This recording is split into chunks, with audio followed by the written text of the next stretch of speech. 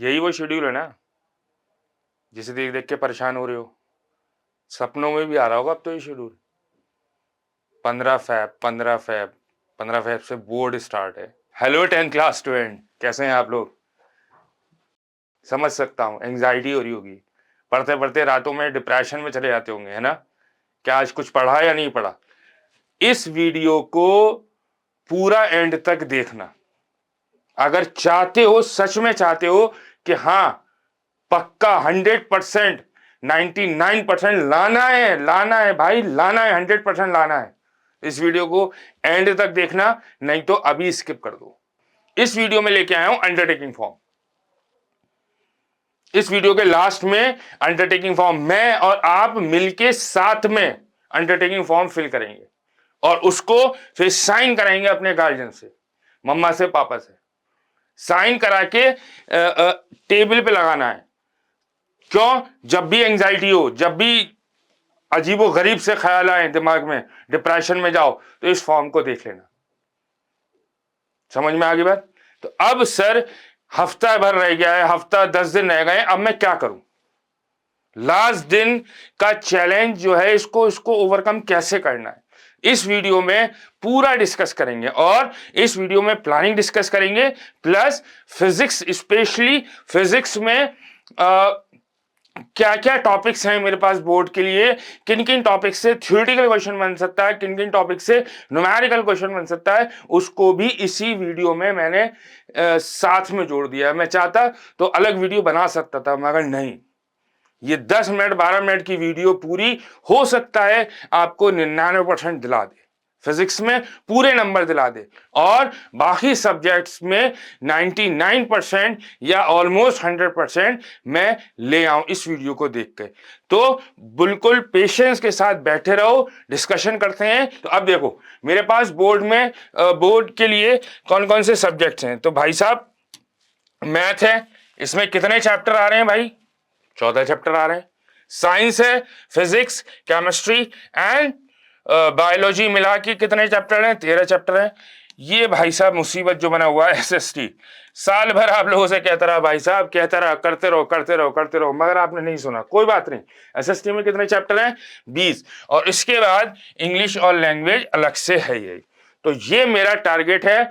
इनके पढ़ने नहीं है, अब मैं ये नहीं कह रहा कि पढ़ तो चुका हूं मैं, अब इनको प्लानिंग कैसे करूं सर कि हर चैप्टर रिवाइज हो जाए, इसका हर एक चैप्टर रिवाइज हो जाए, हर एक चैप्टर रिवाइज हो जाए, हर एक चैप्टर रिवाइज हो जाए। सारा खेल प्लानिंग का है। हार्डवर्क तो आप कर रहे हो, आपने साल भर मेहनत करी है, ऐसा नहीं है आपने नहीं पढ़ा है, आपने मॉक टेस्ट दिए टाइमली, आपने स्कूल में भी पढ़ा है, कोचिंग में भी पढ़ा है, सेल्फ स्टडी करा है। बट अब ये जो बचे हुए दिन है ना, इसको कैसे यूज करना है, यूटिलाइज कैसे करना है, एक एक सेकंड यूटिलाइज कैसे करना है, इसलिए मैं आपके पास आया हूं।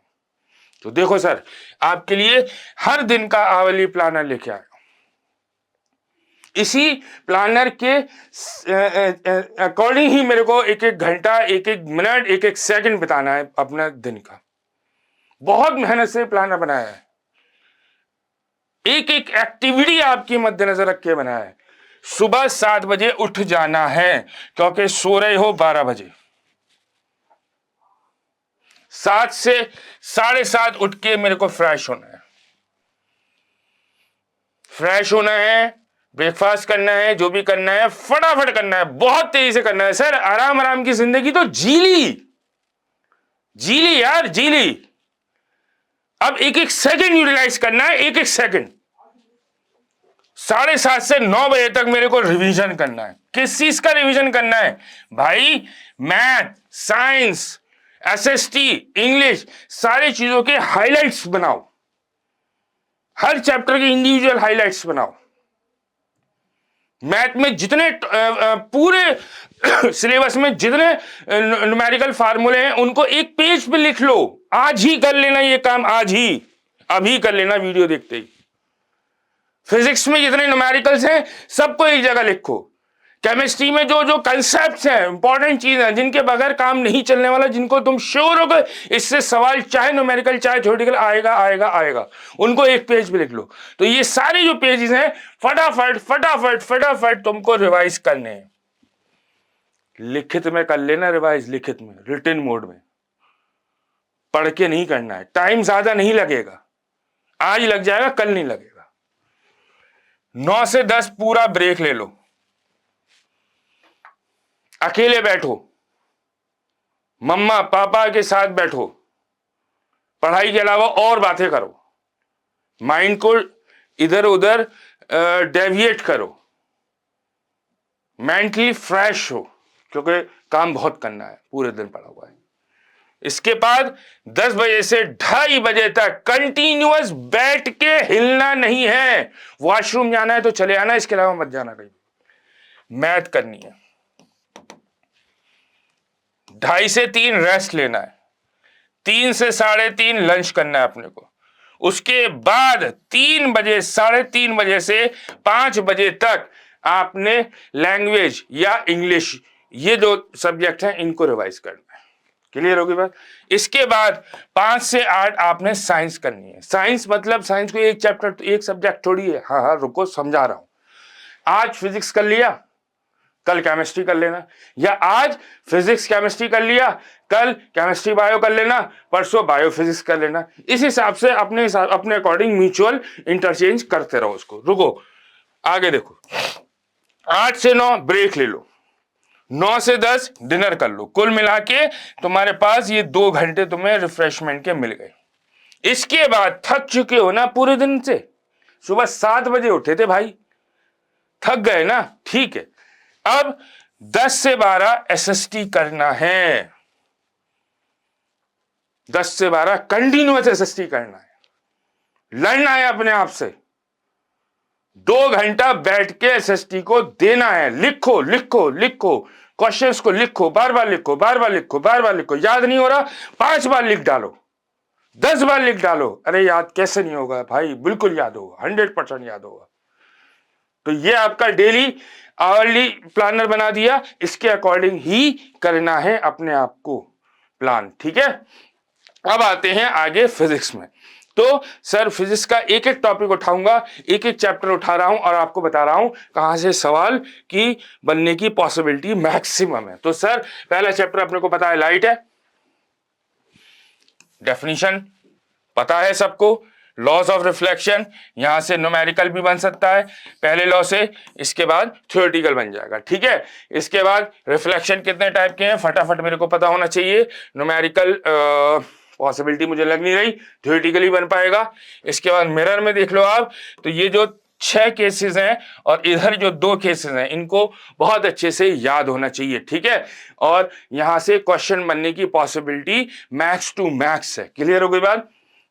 इसके बाद ये फार्मूले हैं, न्यूमेरिकल 100% आना चाहिए, मेरे हिसाब से आना चाहिए भाई, बिल्कुल आना चाहिए। इसके बाद बढ़ते हैं, रिफ्रैक्शन आता है। रिफ्रैक्शन में ये जो एब्सोल्यूट या फिर रिलेटिव को देख लेना, यहां से न्यूमेरिकल बनने के चांसेस बहुत ज्यादा हो जाएंगे, ठीक है। ये 2 बातें हैं, बेंडिंग कब होगी नहीं होगी ये सब आप पढ़ लेना, थ्योरेटिकल बन सकता है यहां से, ठीक है। इसके बाद बहुत इंपॉर्टेंट टॉपिक है ग्लास का, glass refraction through a glass, ये पूरा डिटेल में आप पढ़ लेना। इमरजेंट रे क्या होती है, और फर्स्ट इंसिडेंट लाइट को अगर एक्सटेंड करूंगा इन दोनों के बीच में गैप होगा, ठीक है। ये दोनों पैरेलल होंगे नहीं होंगे, ये सारी बातें आप लोग समझ लेना, ठीक है।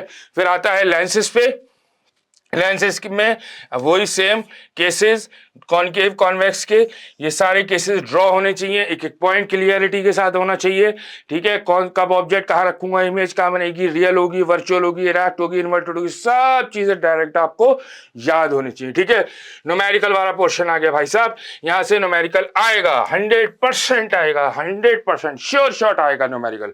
तो ये फार्मूले टिप्स पे होने चाहिए। इसके बाद ह्यूमन आई है, आई का डायग्राम क्लियर होना चाहिए, क्या क्या इसके पार्ट्स हैं, ये सारी चीजें मेरे को पता होना चाहिए। इसके बाद डिफेक्ट्स में आएगा सर, तो सुनो मेरी बात, डिफेक्ट्स को घबराना नहीं, इसको कैटेगराइज करो अपने माइंड में। कैसे करोगे, कितने डिफेक्ट्स हैं, क्यों होते हैं, वजह क्या है, करेक्शन कैसे कर सकता हूं, डिफेक्ट्स को सही कैसे कर सकता हूं। क्लियर होगी बात। तो ये सारी बातें आपको पता होनी चाहिए।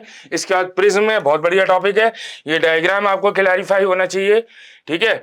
इसके बाद एटमॉस्फेरिक रिफ्रैक्शन, थ्योरेटिकल मैं समझता हूँ थ्योरेटिकली क्वेश्चन यहाँ से पॉसिबिलिटी है बनने की। इसके बाद टिंडल पढ़ लेना, अब आओ इलेक्ट्रिसिटी, सेकंड चैप्टर इलेक्ट्रिसिटी पे। चार्ज क्या होता है, क्यों होता है, कैसे होता है, कितना टाइप के हैं, यूनिट क्या होगी, क्लियर। न्यूमेरिकल पोर्शन भाई, numerical portion, quantization of charge 100% आना चाहिए इस पर, न्यूमेरिकल, क्लियर होगी बात। इसके बाद I is equal to Q upon D वाला formula, V is equal to W upon Q वाला फार्मूला, इनकी यूनिट्स स्केलर हैं, वेक्टर हैं, कैसी है, ओम्स लॉ। सुनो, थ्योरेटिकली ओम्स लॉ डेफिनेशन क्या है, कंसेप्ट क्या है, ग्राफ कैसा है, ग्राफ किस किस चीज के बीच में है, और ग्राफ क्या देगा, मतलब कौन सी फिजिकल क्वांटिटी देगा, इन सारे क्वेश्चंस के आंसर्स पता होने चाहिए। R is equal to rho L by A, video बना चुका हूं, शॉर्ट बना चुका हूं फुल डिटेल में, न्यूमेरिकल फंसेगा 100% पड़ेगा, रेजिस्टिविटी, इनकी यूनिट्स पता होनी चाहिए, क्लियर होगी बात।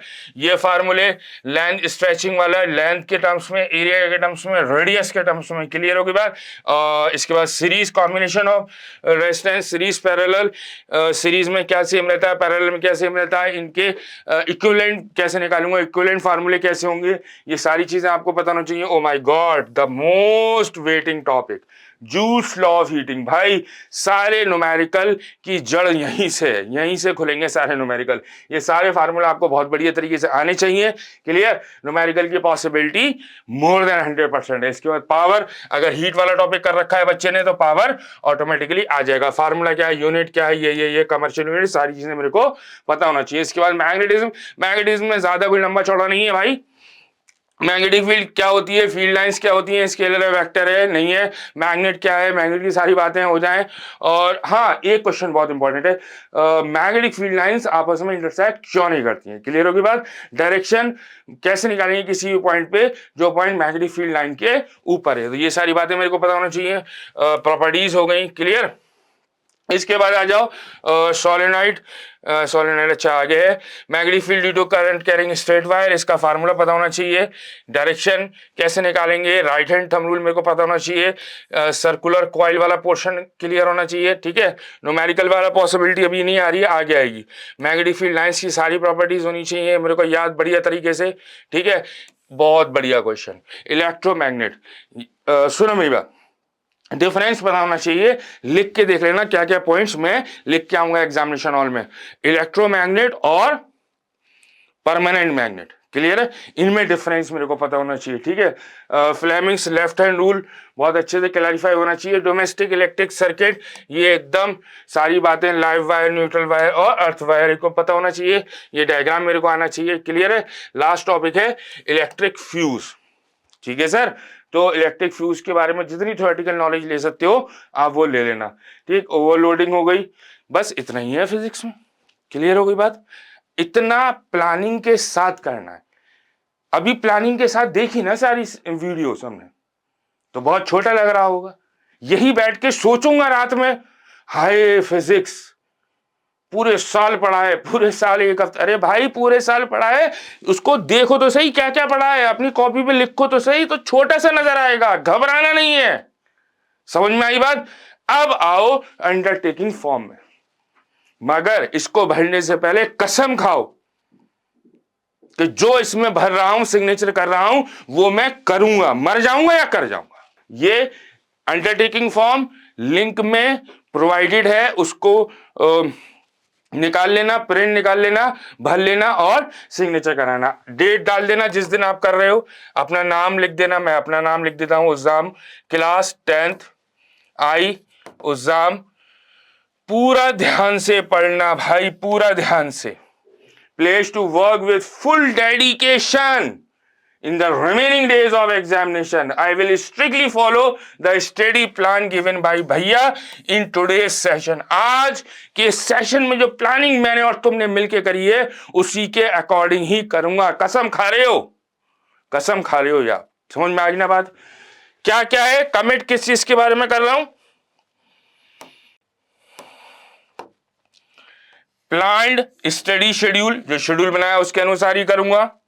डिस्ट्रैक्शंस आएंगे माइंड में, फोकस नहीं हो पाता भाई, बाहर में जान दो, हटा दो उन डिस्ट्रैक्शंस को। उसी के लिए तो ये वीडियो देखी है तुमने। अब नहीं आएंगे डिस्ट्रैक्शंस। मॉक टेस्ट रिवीजन करना है और डिसिप्लिन लाना है भाई, और एट द एंड 100%, 99% लाने हैं। क्लियर? अपने साइन कर दो, मम्मा पापा से साइन करा दो। क्लियर हो गई बात? करा के अपनी टेबल पे लटका लो। क्लियर?